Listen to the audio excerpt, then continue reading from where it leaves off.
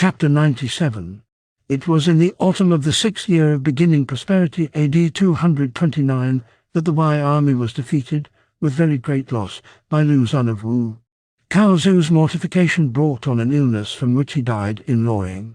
By command of Cao Rui, the ruler of Wei, Cao Zu received most honorable burial. Then Sima Yi brought the army home again. The other officers went to welcome him and asked, "The defeat of Commander Cao Zu is also partly yours. Why, O General, did you hurry home?" Sima Yi replied, "I came for reasons of strategy because of Zhu Zhiang's probable intentions.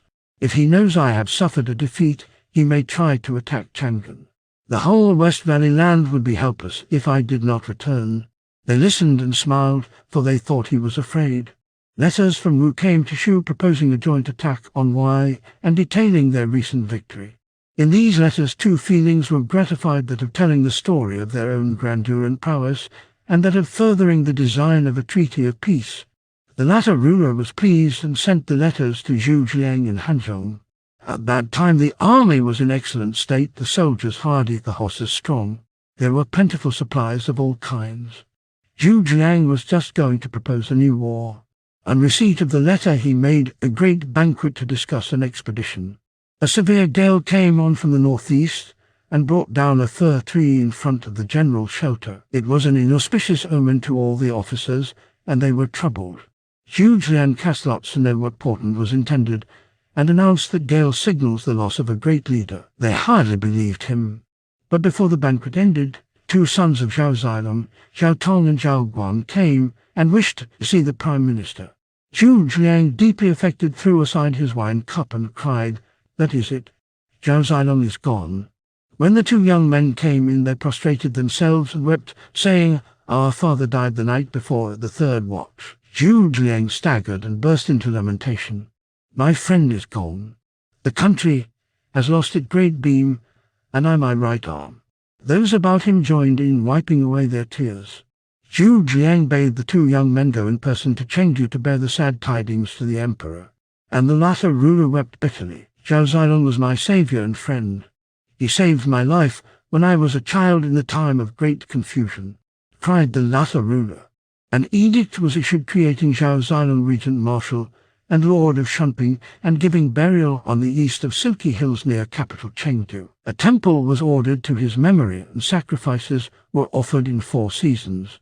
From Changshan came a general tiger bold. In wit and valor he was fitting mate for Guan Yu and Zhang Fei, his exploits rivaling even theirs. River Han and Dangyang recall his name. Twice in his stalwart arms he bore the prince, his well-loved leader's son and heir. In storied page his name stands out writ large. Fair record of most brave and loyal deeds. The latter ruler showed his affectionate gratitude to the late leader, not only in according him most honorable burial, but in kindness to his sons. The elder Zhao Tong was made general in the Tiger army, and the younger Zhao Guan stationed general. He also set guards over the tomb. When the 2 sons had left, the ministers reported to the latter ruler, "The dispositions of the army are complete, and the Prime Minister proposes to march against Wei without delay." Talking this over with one and another, the latter ruler found the courtiers much inclined to a cautious policy and somewhat fearful, and the doubts entered into the latter ruler's mind so that he could not decide.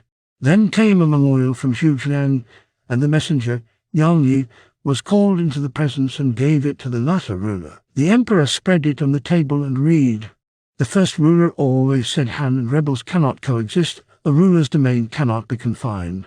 Wherefore he laid upon me, thy minister, to destroy the rebels. Measuring my powers by his perspicacity, he knew that I should attack, and oppose my talents, inadequate as they might be to their strength, for, if I did not, the royal domain would be destroyed. It was a question whether to await destruction without effort or to attack. Wherefore he assigned me the task confidently. Thenceforward this task occupied all my thoughts. Considering that the south should be made secure before the north could be attacked, I braved the heat of summer and plunged deep into the wilds of the Man nations.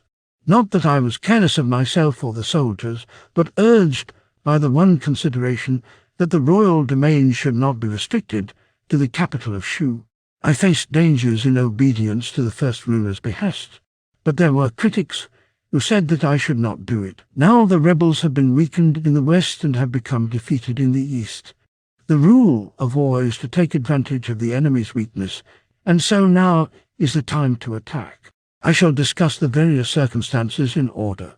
The enlightenment of the founder of the Hans, Liu Bang, rivaled the glory of the sun and moon. His counselors were profound as the ocean abyss. Nevertheless, he trod a hazardous path and suffered losses, only attaining repose after passing through great dangers. Your Majesty does not reach his level, nor do your counselors equal Zhang Liang and Chen Ping. Yet, while we desired victory, we would sit idle, waiting till the empire should become settled. This attitude is beyond my comprehension. Imperial Protector Liu Yao and Governor Wang Lang each occupied a territory.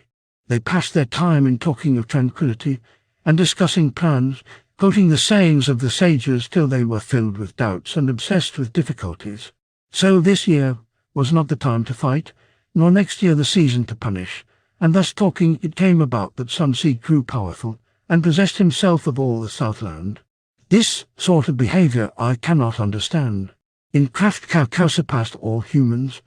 He could wield armies like the great strategist of old, Sun Zai and Wu Kai. Yet he was surrounded in Nanyang, was in danger at Wuchao, was in difficulties at Kilian, was hard-pressed in Liang, was nearly defeated at Beishan, and nearly killed at Tong Pass. Yet, after all these experiences, there was a temporary and artificial state of equilibrium. How much less can I, a man of feeble powers, bring about a decision without running risks? I failed to understand. Cao Cao failed in 5 attacks on Chanba, and 4 times crossed Lake Teo without success. He employed Lai Zhu, who betrayed him, and put his trust in Zai Yuan, who was defeated and died. The first ruler always regarded Cao Cao as an able man, and yet Cao Cao made such mistakes. How then can I, in my worn-out condition, avoid any error? I do not understand why.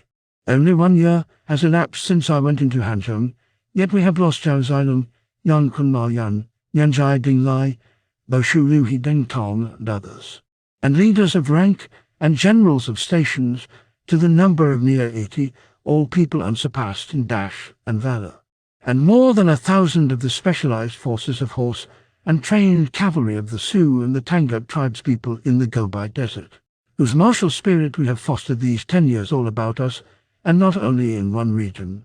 If we delay much longer, 2/3 of this will have dissipated, and how then shall we meet the situation? I do not understand delay. The people are stretched, and the army exhausted indeed, but confusion does not cease.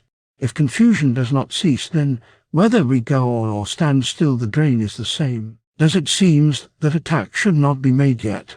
Is it that the rebels are to be allowed to obtain a permanent hold on some territory? I do not understand the arguments.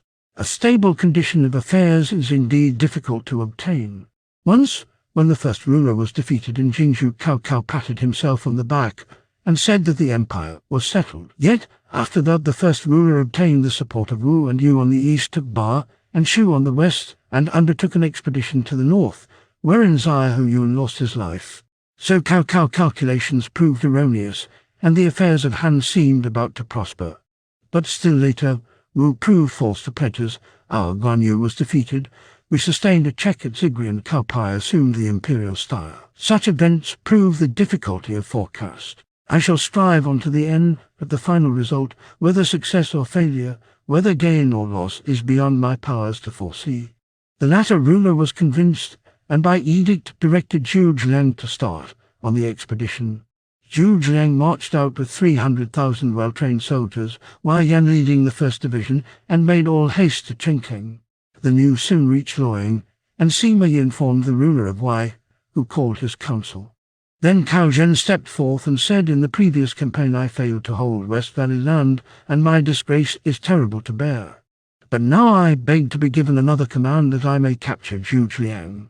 Lately I have found a stalwart soldier for a leader, a man who wields a 90-pound sword, rides a swift and savage steed, bends the 300-pound bow, and carries hidden about him, when he goes into battle, 3 meteor maces with which his aim is certain. So valorous is he that none dare stand against him. He comes from Didao in West Valley Land and is named Guanzhong. I would recommend him for my leader of the van." Cao Rui approved at once and summoned this marvel to the hall. There came a 9-span man with a dusky complexion, yellowish eyes, strong as a bear in the hips, and with a back supple as a tiger's. "No need to fear anything with such a man," said Cao Rui, laughing. He gave the new hero rich presents, a silken robe and golden breastplate, and gave him the title General who possesses the Tiger Majesty. And Wang Shuang became leader of the van of the new army. Cao Zhen was appointed commander-in-chief. Cao Zhen took leave of his master and left the court. He collected his 150,000 veterans, and in consultation with Duo Huai and Zhang He decided upon the strategic points to be guarded. The first companies of the army of Shu sent out their scouts as far as Chengkeng. They came back and reported a rampart has been built, and behind it is a general named Hao Zhao in command. The rampart is very strong and is further defended by thorny barriers.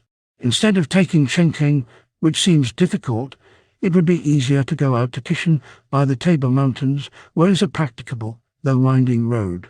But Zhu Jiang said due north of Chengkeng is Jiating, so that I must get this city in order to advance. Wei Yan was sent to surround Chengkeng and take it. He went, but days passed, without success. Therefore he returned and told his chief the place was impregnable. In his anger, Zhu Jiang was going to put Wei Yan to death, but an officer stepped forth. Said he, "I have followed the Prime Minister for a long time, but have not achieved worthy service. Now I want to go to Chengkeng and persuade Hao Zhao to yield. Thus, our army does not need to use a single bow or arrow." Others turned their attention to Councillor Jin Xiang. "How do you think you will persuade him?" said Zhu Jiang. "What will you say? Hao Zhao and I are both from West Valley Land and pledged friends from boyhood. If I can get to see him, I will so lay matters before him that he must surrender." Jin Xiang got permission to try, and rode quickly to the wall of Chengkeng. Then he called out, "Friend Hao Zhao, your old chum Jin Xiang has come to see you." A sentry on the wall told Hao Zhao, who bade them let the visitor enter and bring him up on the wall. "Friend, why have you come?" asked Hao Zhao.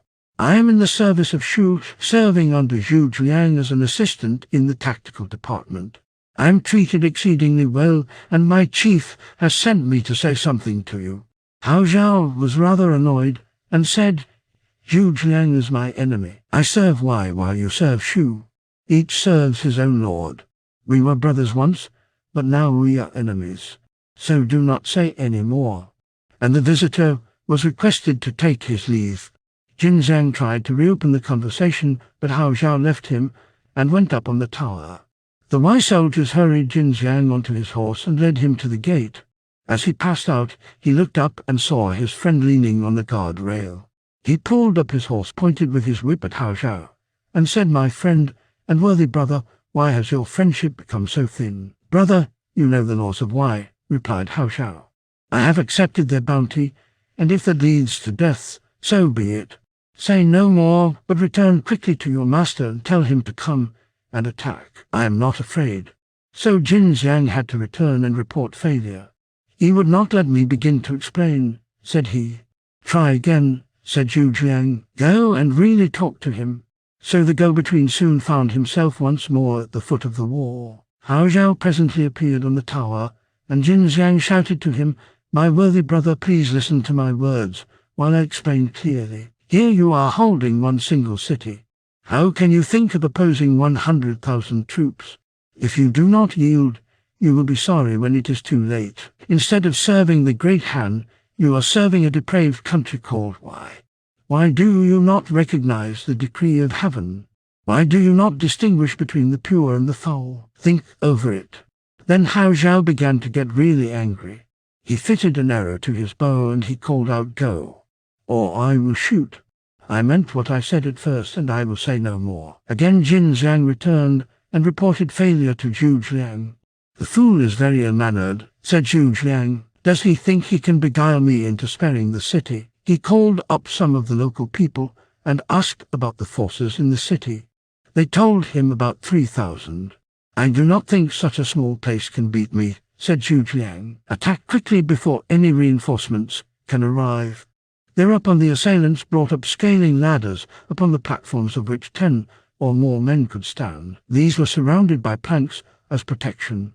The other soldiers had short ladders and ropes, and at the beat of the drum they attempted to scale the walls.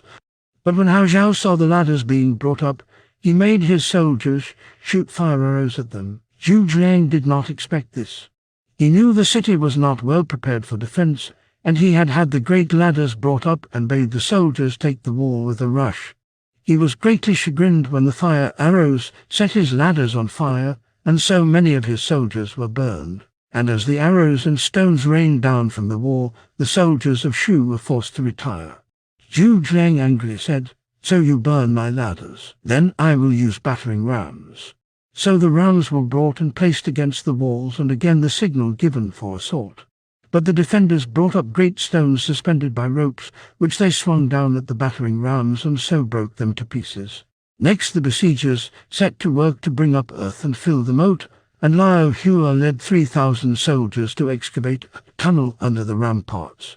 But Hao Zhao cut a counter-trench within the city and turned the device. So the struggle went on for near a month, and still the city was not taken. Zhu Jiang was very depressed. That was not all. The scouts reported from the east there is coming a relief force of Y, the flags of which bears the name Van Leader Wang Shuang. Zhu Jiang asked, "Who wants to go out and oppose this force?" Wei Yan offered himself. "No," said Zhu Jiang, "you are our Van Leader.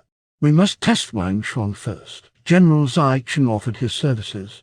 They were accepted, and Zaicheng was given 3,000 troops. After he had gone, Zhu Jiang decided to send a second force, and for command of this General Gong Kai volunteered and was accepted. Gong Kai also had 3,000 troops. Then Zhu Jiang feared lest there would be a sortie from the city to aid the relief force just arriving, so he led off the army 7 miles and made a camp. The first body sent against Wang Shuang had no success. Zaicheng fell almost immediately under Wang Shuang's great sword. The men fled, and Wang Shuang pursued, and so came upon Gong Kai, who had come to support his colleague. Gong Kai met a similar fate, being slain in the third bout. When the defeated parties returned, Zhu Jiang was anxious and called up Luo Hua, Wang Ping, and Zhang Nai to go out to check this Wang Shuang. They went and drew up in formal array, and then Zhang Nai rode to the front. Wang Shuang rode to meet him, and they too fought several bouts. Then Wang Shuang ran away, and Zhang Nai followed. His colleague Wang Ping suspected this flight was but a ruse, so he called to Zhang Nai, "Do not follow the fleeing general." Zhang Nai then turned, but Wang Shuang turned also, and hurled one of his meteor hammers, which hit Zhang Nai in the back, so that he fell forward and lay over the saddle. Wang Shuang rode on to follow up this advantage, but Luo Hua and Wang Ping poured out and checked him. Wang Shuang's whole force then came on and slew many of the troops of Shu. Zhang Nai was hurt internally and vomited blood at times. He came back and told Zhu Jiang, saying Wang Shuang is very terrible and no one can stand up to him. He camps outside Chengqing, building a strong stockade, and so making the city with double walls and a deep moat. Having lost 2 generals and a third being wounded, Zhu Jiang called up Zhang Wei and said, "We are stopped this way. Can you suggest another road?" "Yes," said Zhang Wei. "Chengqing is too well protected, and with Hao Zhao as defender and Wang Shuang as supporter, cannot be taken. I would propose to check Chengqing by leaving a general here who shall make a strong camp with the support of the hills. Then try to hold the road so that the attack from Jiating may be prevented. Then if you will send a strong force against Tishan, I can do something which will capture Kaozhen." Zhu Jiang agreed.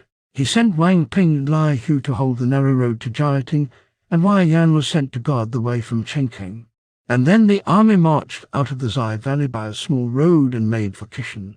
Now Kaozhen still remembered bitterly that in the last campaign Sima Yi had filched from him the credit he hoped to obtain.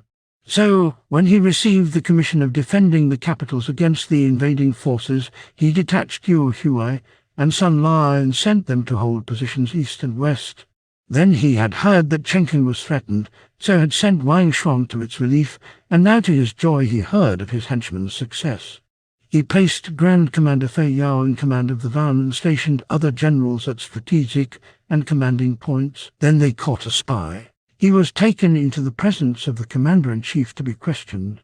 The man knelt down and said, I am not really a spy in the bad sense. I was bringing a secret communication for you, sir, but I was captured by one of the parties in ambush. Pray send away your attendants." The man's bonds were loosed and the tent cleared. The captive said, "I am a confidant of Zheng Wai, who has entrusted me with a secret letter." "Where is the letter?" The man took it from among his garments and presented it to Cao Zhen, who read, "I, Zheng Wai, your guilty general, make 100 prostrations to the great leader Cao Zhen now in the field. I have never forgotten that I was in the employment of Wai and disgraced myself. Having enjoyed favors, I never repaid them. Lately I have been an unhappy victim of Zhu Zhiang's wiles, and so fell into the depths. But I never forgot my old allegiance. How could I forget? Now happily the army of Shu has gone west and Zhu Zhiang trusts me. I rely upon your leading an army this way. If resistance be met, then you may simulate defeat and retire, but I shall be behind, and will make a blaze as signal. Then I shall set fire to their stores, whereupon you will face about and attack. Zhu Zhiang ought to fall into your hands. If it be that I cannot render service and repay my debt to the state, then punish me for my former crime. If this should be deemed worthy of your attention, then without delay communicate your commands." The letter pleased Cao Zhen, and he said, "This is heaven sent help to aid me in an achievement." Cao Zhen rewarded the messenger and bade him return to say that it was accepted. Then he called Fei Yao to his councils and said, "I have just had a secret letter from Zheng Wai telling me to act in a certain fashion." But Fei Yao replied, "Zhu Zhiang is very crafty, and Zheng Wai is very knowing. If by chance Zhu Zhiang has planned all this and sent this man, we may fall into a snare. But Zheng Wai is really a man of Wai. He was forced into surrender. Why are you suspicious? My advice is not to go, but to remain here on guard. Let me go to meet this man, and any service I can accomplish will redound to your credit. And if there be any craft, I can meet it for you." Cao Zhen approved this and bade Fei Yao take 50,000 troops by way of the Zai Valley. Fei Yao marched away and halted after the second or third stage and sent out scouts. This was done, and the scouts reported that the Shu army was coming through the valley. Fei Yao at once advanced, but before the troops of Shu got into contact with him, they retired. Fei Yao pursued. Then the troops of Shu came on again. Just as Fei Yao was forming up for battle, the Shu army retreated again. And these maneuvers were repeated thrice, and a day and a night passed, without any repose for the Wai army. At length rest was imperative, and they were on the point of entrenching themselves to prepare food when a great hubbub arose all around, and with beating of drums and blaring of trumpets. The whole country was filled with the soldiers of Shu. Suddenly there was a stir near by the great standard, and out came a small four-wheeled chariot in which sat Zhu Zhiang. He bade a herald call the leader of the Wai army to a parley. Fei Yao rode out, and seeing Zhu Zhiang he secretly rejoiced. Turning to those about him, Fei Yao said to the soldiers of Shu, "Come on, you are to retire, and look out for a signal. If you see a blaze, you are to turn and attack, for you will be reinforced by Zheng Wai." Then Fei Yao rode to the front and shouted, "You rebel leader in front there, how dare you come here again after the last defeat?" Zhu Zhiang replied, "Go and call Cao Zhen to a parley. My chief, Cao Zhen, is of the royal stock. Think you that he will come to parley with rebels?" Zhu Zhiang angrily waved his fan, and there came forth Ma Dai and Zhang Nai and their troops with a rush. The Wai army retired. But ere they had gone far, they saw a blaze in the rear of the advancing host of Shu and heard a great shouting. Fei Yao could only conclude that this was the signal of Zheng Wai he was looking for, and so he faced about to attack. But the enemy also turned about and retired. Fei Yao led the pursuit sword in hand, hastening to the point whence the shouting came. Nearing the signal fire, the drums beat louder than ever, and then out came two armies, one under Guanzhong and the other under Zhang Bao, while arrows and stones rained from the hilltops. The Wai troops could not stand it and knew not only they were beaten, but beaten by a ruse. Fei Yao tried to withdraw his force into the shelter of the valley to rest, but the enemy pressed on him, and the army of Wai fell into confusion. Pressing upon each other, many fell into the streams and were drowned. Fei Yao could do nothing but flee for his life. Just as he was passing by a steep hill, there appeared a cohort, and the leader was Zheng Wai. Fei Yao began to upbraid him, crying, "Faithless ingrate! I have haplessly fallen in your treachery and craftiness. Zhao Wei replied, you are the wrong victim. We meant to capture Cao Zhen, not you. You would do well to yield. But Fei Yao only galloped away toward a ravine. Suddenly the ravine filled with flame. Then he lost all hope. The pursuers were close behind, so Fei Yao, with a sword, put an end to his own life. As the army of Wei many surrendered, the Shu army pressed home their advantage and, hastening forward, reached Kishan and made a camp. There the army was mustered and put in order. Zhao Wei received a reward, but he was chagrined that Cao Zhen had not been taken. My regret is that I did not say Cao Zhen, said he. Indeed, yes, replied Zhu Jiang. It is a pity that a great scheme should have had so small a result. Cao Zhen was very sad when he heard of the loss of Fei Yao. He consulted Duo Huai as to a new plan to drive back the enemy. Meanwhile, flying messengers had gone to the capital with news of Zhu Jiang's arrival at Kishan and the defeat. Cao Rui called Sima to ask for a plan to meet these new conditions. I have a scheme already, not only to turn back Zhu Jiang, but to do so without any exertion on our part. They will retire of their own will.